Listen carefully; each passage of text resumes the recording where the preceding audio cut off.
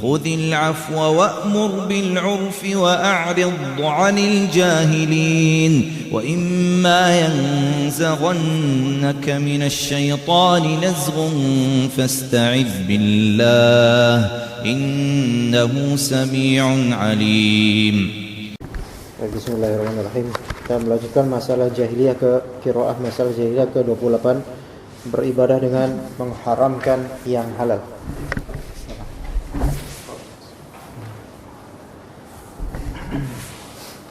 Masalah jahiliyah ke-28, beribadah dengan mengharamkan yang halal.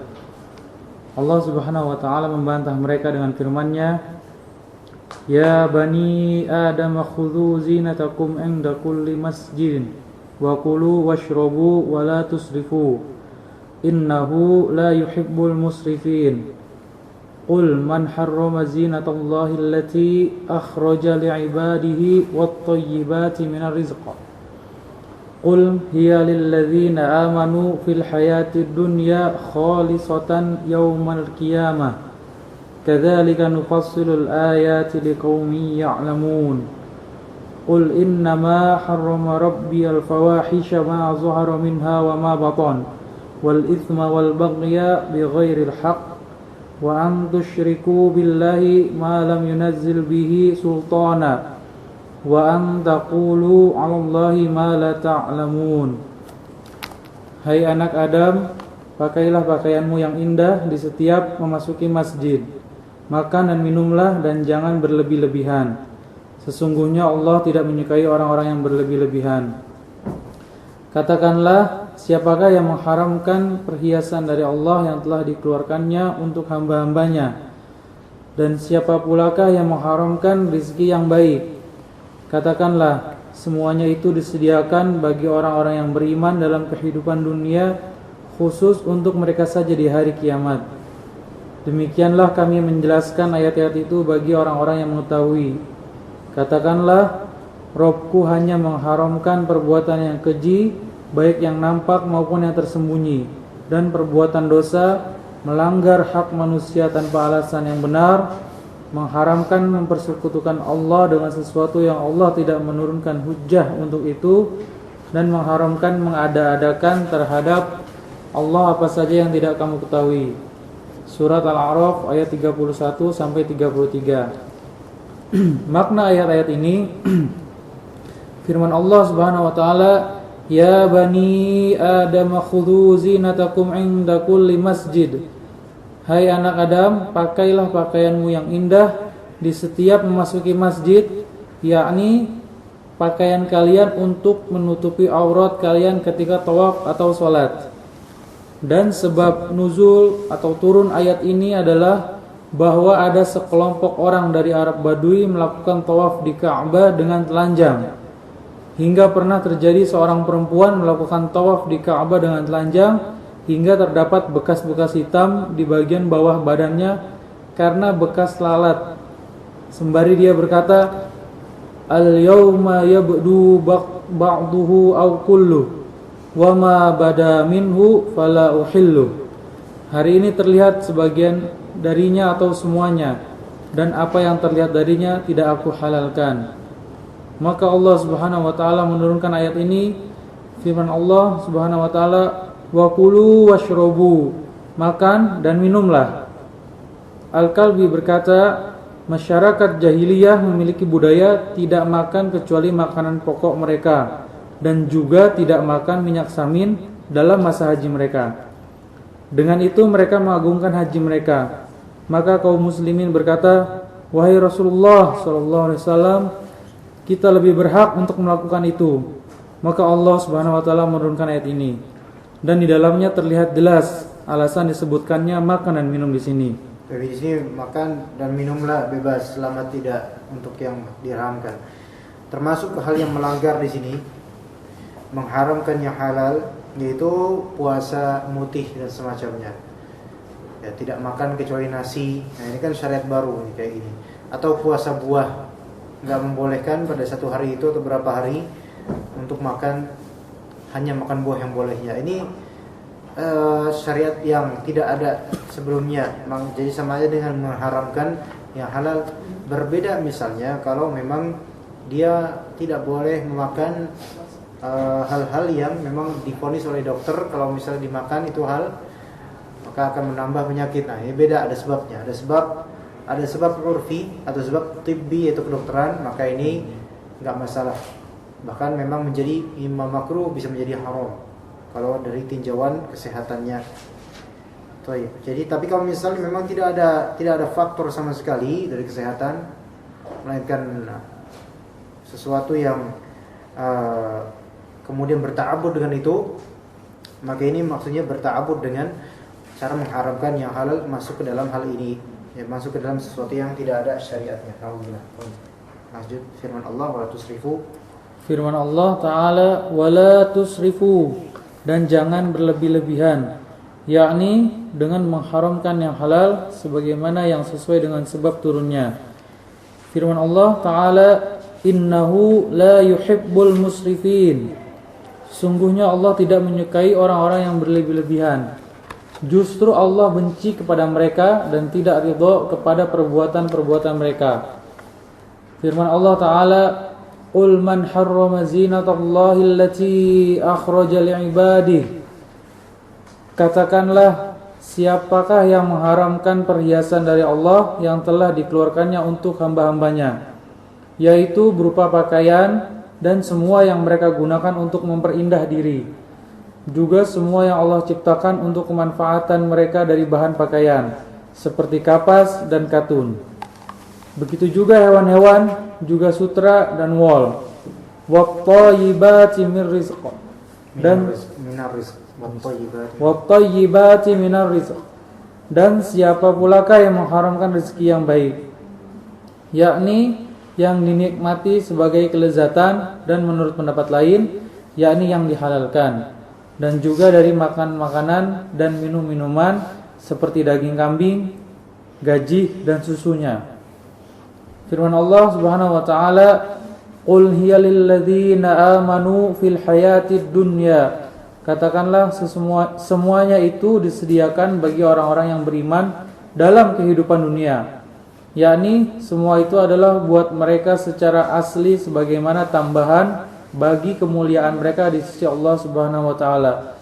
Sedangkan orang-orang kafir sekalipun mereka bersekutu dengan orang-orang mukmin dalam menikmati semua itu hanya sebagai ikutan, maka tidak ada yang muskil dalam pengkhususan tersebut. Khalisatan yaumal qiyamah, khusus untuk mereka saja di hari kiamat, di mana tidak ada selain mereka orang-orang mukmin yang akan ikut bersama mereka menikmatinya di akhirat. Firman Allah Ta'ala, kadzalika nufassilul ayati liqaumin ya'lamun, demikianlah kami menjelaskan ayat-ayat itu bagi orang-orang yang mengetahui, yakni perincian kami terhadap hukum ini adalah persis seperti perincian terhadap semua hukum-hukum bagi orang yang mengetahui apa yang termuat dalam kandungan-kandungannya berupa makna-makna yang indah. Firman Allah Ta'ala, qul innama harrama rabbiyal fawahish, katakanlah Rabbku hanya mengharamkan perbuatan yang keji, yakni apa-apa keburukannya melebihi perbuatan-perbuatan maksiat, yang diantaranya adalah apa yang berkaitan dengan kemaluan, ma zahara minha wa ma baton, baik yang nampak maupun yang tersembunyi. Ini adalah badal dari kata al-fawahish, yakni yang dilakukan dengan terang-terangan maupun yang dilakukan dengan sembunyi-sembunyi. Dan diriwayatkan dari sebagian ulama bahwa kata ma zahara atau yang nampak maksudnya adalah perzinahan secara terang-terangan, dan kata wa ma baton yang tersembunyi adalah perzinahan secara tersembunyi. Mereka, yakni masyarakat jahiliyah, membenci yang pertama, tetapi mereka melakukan yang kedua, maka mereka dilarang melakukan perbuatan keji itu secara mutlak. Oke, di sini ada perzinahan, tafsiran ma zahara wa ma baton. Fawahish di sini lebih condong kepada masalah perzinahan. Kemudian ma zahara yang nampak dari perzinahan, yaitu perzinahan yang terang-terangan. Ya, kalau perzinahan terang-terangan mungkin di Indonesia juga tidak begitu banyak. Tetapi wa ma batani, perzinahan secara tersembunyi, ya nasallallahu salamah. Ini perzinahan secara tersembunyi sekarang sangat banyak. Jauh lebih banyak daripada zaman-zaman dulu kita masih mungkin kecil. Karena sekarang ittisal, hubungan sosial melalui media sosial, melalui komunikasi WhatsApp dan sebagainya sangat-sangat mudah, sangat mudah. Sangat-sangat mudah. Sehingga misalnya kalau dari ikhwan sekalipun mau mencari perempuan, hanya dengan cukup tahu nomor HP-nya saja bisa menggodanya. Ya. Baik itu yang belum menikah, bahkan yang sudah menikah pun bisa terkena fitnah ini, ya, perzinahan yang terselubung, tersembunyi. Dan hal itu juga yang di sini dikhawatirkan kalau terjadi, misal jika misal di antara pekerja, ya, itu terketahui melakukan, bahkan tidak sampai zina sembunyi, tapi melakukan komunikasi secara sembunyi, maka akan terkena hukuman. Bisa juga dikeluarkan secara halus, sebagaimana juga pernah terjadi di tempat lain, di cabang lain. Nah, jadi perzinahan secara tersembunyi ini tidak hanya, fitnah ini tidak hanya menimpa orang-orang umum, melainkan menimpa juga yang berilmu pun bisa.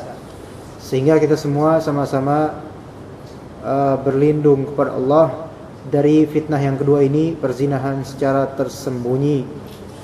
Karena ini kita enggak diketahui oleh manusia selain kita dan korban.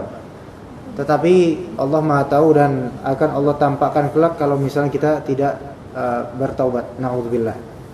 Ya. Jadi berhati-hatilah sekarang ini perzinahan secara tersembunyi. Terlebih-lebih perempuan di zaman sekarang itu banyak dan banyak yang buka aurat. Dan kalaupun misalnya dari teman-teman yang mungkin anak-anak pengajian yang suka ngaji, itu lebih tertarik pada perempuan yang bercadar atau semacamnya. Sementara tidak semua akhwat bercadar itu mereka memiliki keimanan yang tinggi. Bisa jadi mereka dari zahirnya Masya Allah, tetapi ketika kita goda sedikit aja melalui handphone, mereka juga ternyata lebih mudah tergoda daripada akhwat yang tidak bercadar. Dan ini real, terjadi kasus ini berkali-kali, terutama di masalah para mahasiswa, panitia-panitia, organisasi dan semacamnya. Awalnya dimulai dari mungkin grup-grup WhatsApp, grup-grup biasa, yaitu diskusi atau permasalahan event dan semacamnya.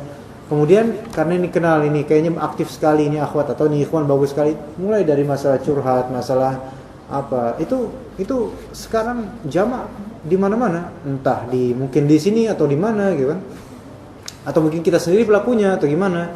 Tapi ya ini fitnah, sehingga selalu kita nasihati ada untuk diri anak pribadi atau siapapun, jika memang kita merasa bisa menjaga diri dari fitnah melalui media sosial seperti WhatsApp, Facebook dan semacamnya, dari fitnah perempuan seperti ini, maka silakan gunakan WhatsApp dan semacamnya. Tetapi ketika dirasa kita tidak bisa, maka takutnya hukumnya menjadi haram menggunakan ini, karena saddu dzari'ah, yaitu pencegahan terhadap keburukan. Kalau misalnya kita merasa insyaallah bisa, lebih-lebih ini darurat kebutuhan, maka gunakan. Tapi berhati-hatilah dalam penggunaannya dan hindarilah kontak dengan akhwat, melawan jenis, baik bujang, lebih-lebih udah menikah. Ini jangan kira udah menikah berarti aman. Malah justru setelah kita tahu gimana cara menghandle perempuan, kita bisa tahu gimana cara mencari perempuan yang lain lagi, gitu. Iya. Ini dibongkar aja sekalian ya. Tapi insyaallah semoga Allah Ta'ala menjaga kita semua dan juga antum dan juga akhwat-akhwat semua ini insyaallah. Allahumma amin. Kemudian dan diriwayatkan dari Mujahid rahimahullah yang mengatakan bahwa kata ma zuhara atau yang nampak, yakni telanjang ketika tawaf. Sedangkan wa ma baton, yang tersembunyi adalah perzinahan. Sebagian ulama lain berkata, yang pertama adalah tawafnya kaum laki-laki di siang hari dengan telanjang, dan yang kedua adalah tawafnya kaum perempuan di malam hari dengan telanjang. Firman Allah Subhanahu wa taala, wal itsm, dan perbuatan dosa, yakni apa-apa yang mendatangkan dosa. Makna dasarnya adalah celaan, kemudian digunakan pada apa-apa yang memastikan adanya dosa dari dosa secara umum. Dan di sini disebutkan untuk keumuman setelah dikhususkan adalah didasari oleh apa yang telah lalu sebelumnya dari makna kata al-fawahish atau perbuatan-perbuatan keji. Di antara para ulama ada yang berkata bahwa kata al-ithmu di sini maksudnya adalah khamr atau minuman keras. Dan inilah yang biasa dipakai oleh para ulama ahli bahasa Arab. Dan mereka melantunkan sebait syair untuk mendukung makna ini. Nahana Rasulullah sallallahu alaihi wasallam an naqraba az-zina wa an nashraba al-ithma wa an nashraba al-ithma alladhi yujibul wizra. Rasulullah sallallahu alaihi wasallam melarang kita mendekati zina, juga meminum khamar yang memastikan datangnya dosa. Dan ucapan penyair lain, syaribtul ithma hatta dhalla aqli, kadzalikal ithmu yudhabu bil uqul. Kadzalikal ithmu yadhhabu bil uqul. Aku telah meminum khamar hingga akalku hilang. Begitulah khamar memang menghilangkan akal. Firman Allah Ta'ala, wal baghya bi ghairil haqq, melanggar hak manusia tanpa alasan yang benar, yaitu kezaliman dan melampaui batas terhadap orang lain. Dan di sini disebutkan secara tersendiri berdasarkan keumuman yang telah disebutkan sebelumnya, atau masukkan dalam perbuatan-perbuatan keji sebagai ungkapan pernyataan sangat dibencinya perbuatan tersebut. Dan firman Allah Subhanahu wa taala, wa an tusyriku billahi ma lam yunazzil bihi sultana wa an taqulu 'alallahi ma la ta'lamun. Dan juga mengharamkan mempersekutukan Allah dengan sesuatu yang Allah tidak menurunkan hujjah untuk itu, dan mengharamkan mengada-adakan terhadap Allah apa saja yang tidak kamu ketahui, yakni dengan mengingkari sifat-sifatnya dan mengada-ada kebohongan atas namanya, sebagaimana ucapan mereka yang diabadikan Allah sebelumnya. Wallahu amarona biha, dan Allah menyuruh kami mengerjakannya. Surat Al-A'raf ayat 28. Kemudian tidaklah samar bahwa para pengikut tarekat di zaman kita ini memiliki sifat jahiliyah seperti ini, di mana mereka mengharamkan untuk diri mereka perhiasan-perhiasan yang Allah adakan dan yang baik-baik dari rezeki, dengan tujuan agar orang-orang melihat mereka sebagai orang-orang yang soleh lagi zuhud. Lalu mereka membuat bid'ah, berkhalwat atau menjiniri, dan riyadhah, latihan, dan lain sebagainya dari syiar-syiar mereka, baik dalam makan, cara berpakaian, dan segala tingkah laku mereka. Dan mereka tidak mengetahui bahwa dengan perbuatan seperti itu mereka termasuk orang-orang yang sia-sia amal perbuatannya dalam kehidupan dunia, sekalipun mereka mengira bahwa mereka telah berbuat baik. Alhamdulillah. Coba sampai situ aja insyaallah kajian siang hari kita. Insyaallah kita lanjutkan pada esok hari. Subhanakallahumma wa bihamdika asyhadu an la ilaha illa anta astaghfiruka wa atubu ilaik. Alhamdulillah.